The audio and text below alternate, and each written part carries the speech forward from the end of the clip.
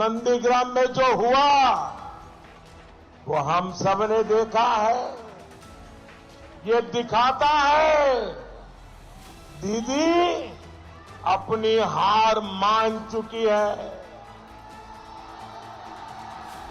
ये दिखाता है बंगाल में बीजेपी की सरकार बनने जा रही है। जरा बताइए ये अफवाह में कितनी सच्चाई है। यहां जो लोगों में कानाफूसी चल रही है कि आप अचानक किसी एक सीट पर आखिर में फॉर्म भरने जा रही हो, क्या ये सच्चाई है क्या? पहली बार आप वहां गई, वहां की जनता ने दिखा दिया। अब कहीं और जाओगी, ये बंगाल के लोग तैयार बैठे हैं। नमस्कार, स्वागत है आपका हमारे चैनल पर। मैं हूं आपके साथ शिप्रा सैनी। बंगाल के चुनावी घमासान में प्रधानमंत्री नरेंद्र मोदी आज पश्चिम बंगाल की धरती से ही ममता बनर्जी पर जमकर बरसे। दूसरे चरण की वोटिंग में ममता बनर्जी की हार की बौखलाहट पर भी प्रधानमंत्री नरेंद्र मोदी ने तंज कसा। प्रधानमंत्री नरेंद्र मोदी ने कहा कि अगर दीदी ने पिछले 10 सालों में जनता की सेवा की होती तो आज एक ही क्षेत्र में ममता बनर्जी को 3 दिन नहीं गुजारने पड़ते। जाहिर तौर पर जिस तरीके से नंदीग्राम में वो बस चुकी हैं, उसको लेकर ही प्रधानमंत्री नरेंद्र मोदी ने यह तंज कसा है। लेकिन पश्चिम बंगाल की 30 विधानसभा सीटों पर आज वोटिंग हुई है। दूसरे फेज की वोटिंग पश्चिम बंगाल में हुई। प्रधानमंत्री नरेंद्र मोदी आज पश्चिम बंगाल के जयनगर में एक रैली को उनके द्वारा संबोधित किया गया, जहां उन्होंने जनता को संबोधित करते हुए ममता बनर्जी को घेरा। पहले चरण में हुई वोटिंग का जिक्र करते हुए प्रधानमंत्री नरेंद्र मोदी ने यह साफ तौर पर कहा कि पहले चरण की वोटिंग के बाद यह साफ हो गया है कि बीजेपी पश्चिम बंगाल में 200 प्लस सीटें हासिल कर रही है और दूसरे फेज की वोटिंग तक यह आंकड़ा और ज्यादा बढ़ता नजर आ रहा है। जाहिर तौर पर जिस तरीके से दूसरे फेज की वोटिंग हुई है और ममता बनर्जी की हार की बौखलाहट लगातार देखने को मिल रही है। नंदीग्राम में आज जो नजारा देखने को मिला, ममता बनर्जी पोलिंग बूथ पहुंच गई और वहां बीजेपी के समर्थक और नंदीग्राम की जनता ने उन्हें भगाने की पुरजोर कोशिश वहां से की। उनका साफ तौर पर कहना था कि ममता बनर्जी ने पिछले 10 सालों में उनकी पीड़ा को नहीं समझा है, लेकिन अब ममता बनर्जी नंदीग्राम की जनता का अपमान कर वहां वोट हासिल करने के लिए पोलिंग बूथ तक पहुंच गई है। ये तमाम चीजें थी जिसको लेकर आज हाई वोल्टेज ड्रामा नंदीग्राम विधानसभा सीट पर देखने को मिला। लेकिन इस बीच प्रधानमंत्री नरेंद्र मोदी की पश्चिम बंगाल में जयनगर में जो रैली हुई, उसमें भी प्रधानमंत्री नरेंद्र मोदी ने ममता बनर्जी पर तंज कसते हुए यह साफ तौर पर कहा कि नंदीग्राम में जो कुछ भी हुआ है वो साफ तौर पर दिखाता है कि दीदी अपनी हार मान चुकी है। उन्होंने कहा कि शायद ममता दीदी को इस बात का अंदाजा नहीं है कि पश्चिम बंगाल की जनता उनसे कितना नाराज है। लोगों के गुस्से से आपको कोई नहीं बचा सकता है। तो जाहिर तौर पर लोगों का गुस्सा ही है जो आज ममता बनर्जी को झेलना नंदीग्राम में पड़ा है। हालांकि इसके बाद उनकी बौखलाहट भी देखने को मिली। उन्होंने राज्यपाल धनखड़ को फोन किया और उनसे शिकायत की कि आखिर किस तरीके से उनके खिलाफ हंगामा हो रहा है। तमाम चीजों का जिक्र उन्होंने इलेक्शन कमीशन और जो पोलिंग बूथ पर अधिकारी थे उनके सामने भी किया, यानी शिकायत दर्ज अपनी कराई। कोर्ट तक पहुंचने का दावा ममता बनर्जी की ओर से किया गया है। लेकिन चूंकि दूसरे फेज की वोटिंग पश्चिम बंगाल में चल रही थी, ऐसे में पश्चिम बंगाल में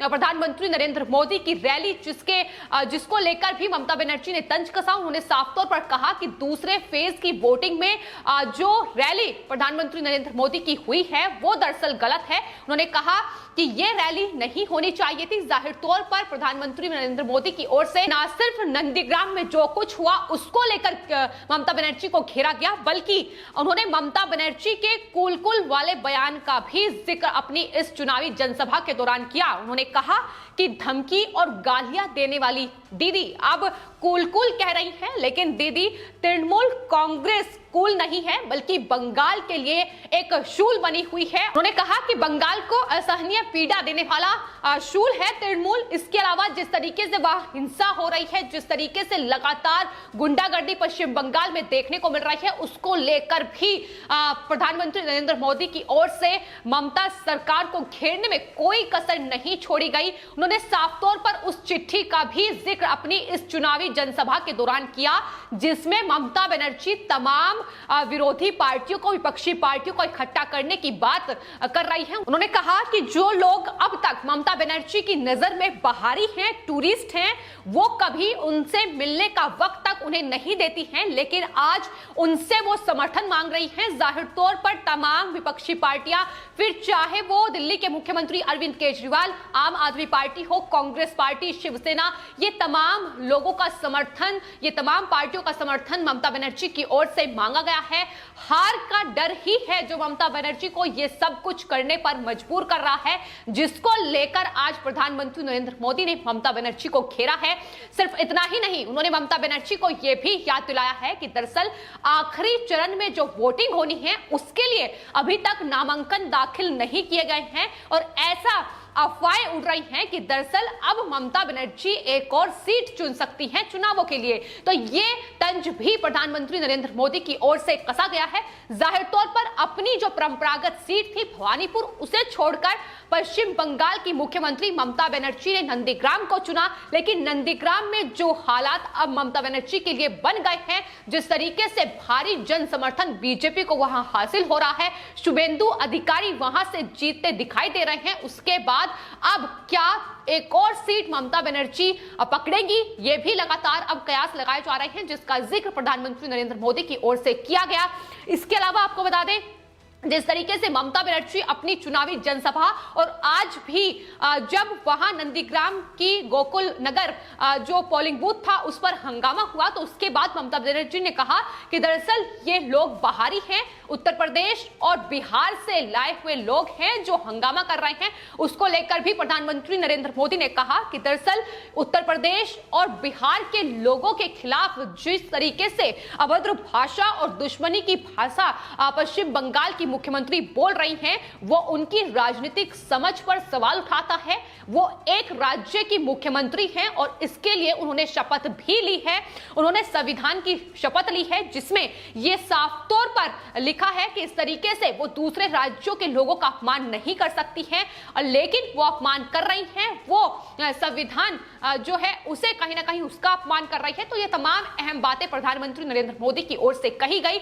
दुर्गा पूजा से लेकर जिस तरीके से जय श्री राम के नारे का विरोध ममता बनर्जी की ओर से किया जा रहा है, उसको लेकर कटमनी जैसे मुद्दे को लेकर, तुष्टीकरण जैसे मुद्दे को लेकर पुरजोर तरीके से पश्चिम बंगाल की धरती पर ही आज प्रधानमंत्री नरेंद्र मोदी ममता बनर्जी के खिलाफ जमकर बरसे और इसका नतीजा उसके बाद देखने को मिला। ममता बनर्जी सामने आई और मीडिया से बातचीत करते हुए उन्होंने प्रधानमंत्री नरेंद्र मोदी की रैली पर ही सवाल उठा दिए। उन्होंने कहा कि वोटिंग के दिन यह रैली जायज नहीं थी, लेकिन सवाल ममता बनर्जी से भी पूछना चाहिए कि आखिर वो नंदीग्राम के पोलिंग बूथ पर वोटिंग के दिन क्या कर रही थी, क्या वो आचार संहिता का उल्लंघन नहीं था।